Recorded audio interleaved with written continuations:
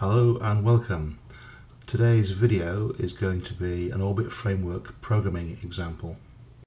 Just to set the scene, I'm using a Jupyter Notebook from within VS Code.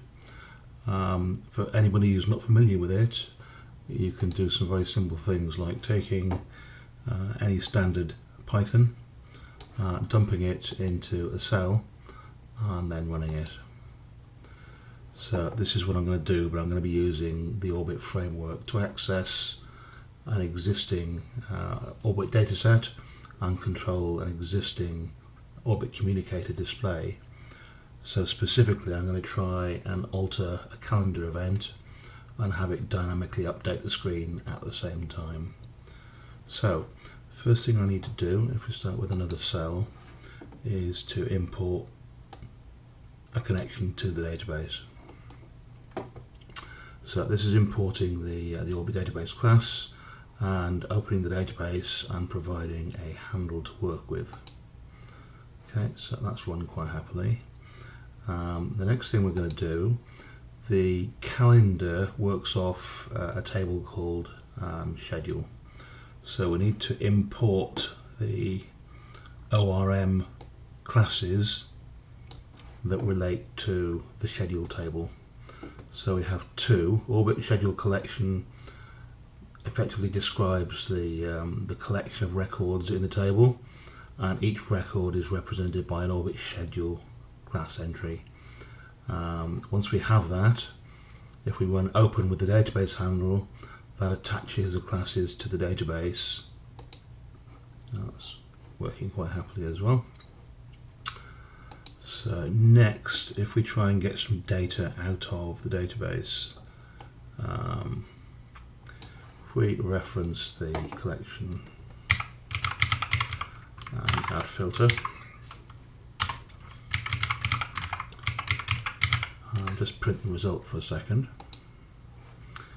you can see that's getting us back a whole bunch of records. So the way that Jupyter works is it's going to limit what it can display at any one time. So if we do that ourselves and just split, we get back 10 records.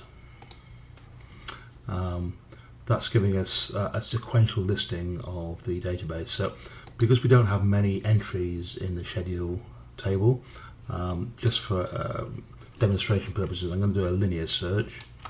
So if we start off with something like this.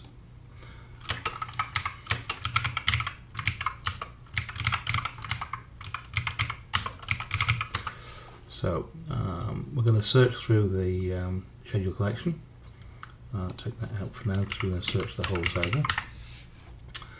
And I'm going to be looking for any schedule doc where the title is equal to title, and we'll set the title up here. I know I've got an event sitting there waiting. The text is another overlap, I believe. So if we have some variables in here,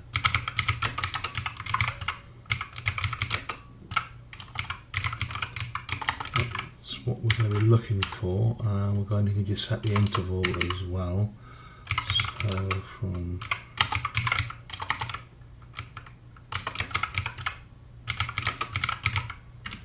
time delta, so we can set interval equals time delta minutes equals 10 minutes. So what we're going to do is we're going to search through the Orbit schedule collection where we find an instance of the entry having a title equal to another overlap. We're going to take the entry, we're going to add 10 minutes to the start time, and then we're going to add 10 minutes to the end time, and then we're going to save the item back into the database.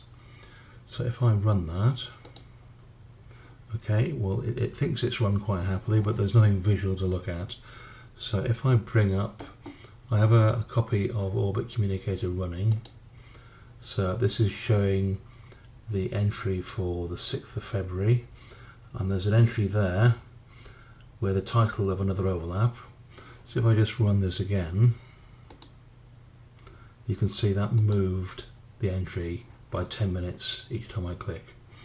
So simply by writing or updating a record into the database, the framework is working out that it has something on the screen that references that data, and an update is being pushed automatically through the system. So just to clarify, this Jupyter Notebook isn't linked directly to anything other than the database. So there's no connection into the Orbit Communicator application or the browser or anything else. So if I just bring up this a little bit larger for a second, if I make this not too big, but if I do this and map it so that it's always on top, so keep above others, so I can come back here. Now if I bring up the sidebar, you can see I've got another overlap appearing in the sidebar. So I just want to show that it's not just updating one thing, it's updating anything that references that data. So if I run this a few more times, you'll see this coming down. Now at some point this is going to become later than test. So at some point when that happens, these two should switch. So if I keep adding 10 minutes, it's going down to 53 o'clock. If I do it again, okay, that's moved, but also those two have switched. So it's working out that the data we're changing, i.e. the schedule entry, appears in multiple places on the display, and when the data changes, it works out what it has to update on the screen. For my next example, I'm going to have an experiment with tags. So each envelope we hold in Orbit Communicator represents an email, and inside that envelope is a list of tags that apply to that email. So for example, if it's a new email, it'll be tagged with new. If it's a deleted email, it'll be tagged with trash. And if it's an archived email with a pending reply reminder, it'll be tagged with archive and pending. So tags is a list which is dynamic. You can add to it and remove from it. So if we see if we can interact with that list for a second, the envelope collection is represented by two classes, two ORM classes. Orbit envelope collection is the list of envelopes, and each entry in the list is an Orbit envelope. So if we do that, make the connection to our database, we're now set up. So the next thing I'm going to try and do is to list some records from that table. So if we have another chunk, if we say, I'm just cutting and pasting from a bin of bits and pieces here. If we do this, so I've got an index called by tags, which is a multi-value index. So for example, if I have one envelope with 3 tags attached to it, it will actually generate 3 index entries, one for each of the matching tags. So if we do this, so I don't want to let that run too far because there's 300,000 records in there. So if we do 10 records again, just run that. Okay, so that's what our results look like. And if we result.doc will give us the actual document, and tags will give us the tags within that document. So because that's indexed by tags, it's coming back in the order of archive and 1999, so it's coming back in an indexed order. Now to make things a little bit more interesting, if I add another chunk here, if we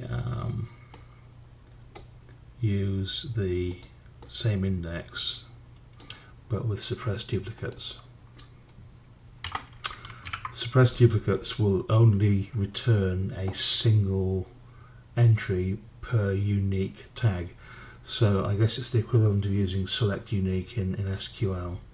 So if we do this and say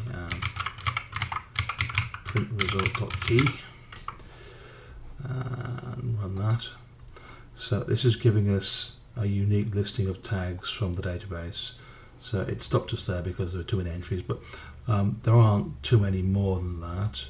So that's effectively scanned 200,000 records, or the index of, and brought out the unique values of tag or tags from each entry. So if I do something more useful with that, what I'm going to do is just put this into a little def.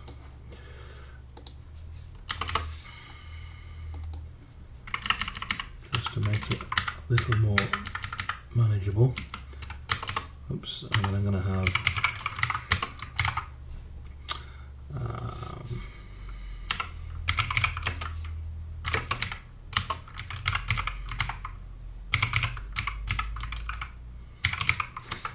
so if we just run that, okay, that's giving us a single result for the spam tag. So I'm going to come down here and add a new section and paste that in.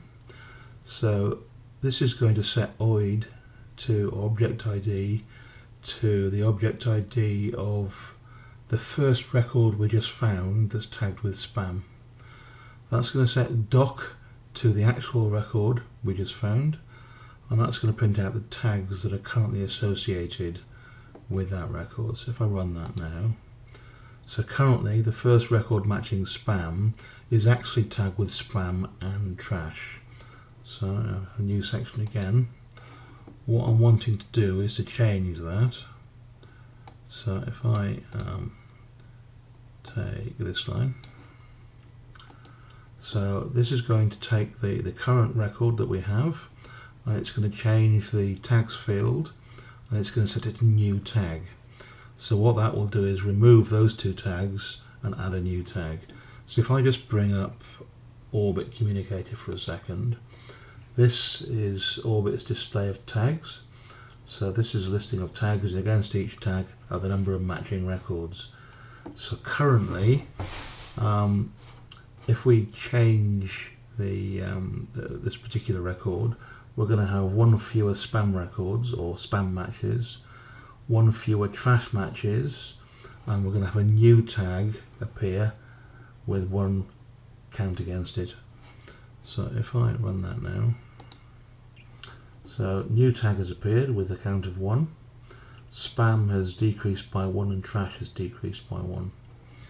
So just to prove that point, if we reverse the change, I put trash back in and spam back in, that should remove new tag and increase the count on that and increase the count on that. And hey presto, new tag has gone, and spam and trash, all by the way is flashing because it's changed, so it's effectively decremented, incremented at the same time. So when we change a record in here, even on a multi-value index, it's detecting the change, it's working out on the screen what's related to that data, and even on calculated values, it's working out what needs to change on the screen to match what's changed in the database.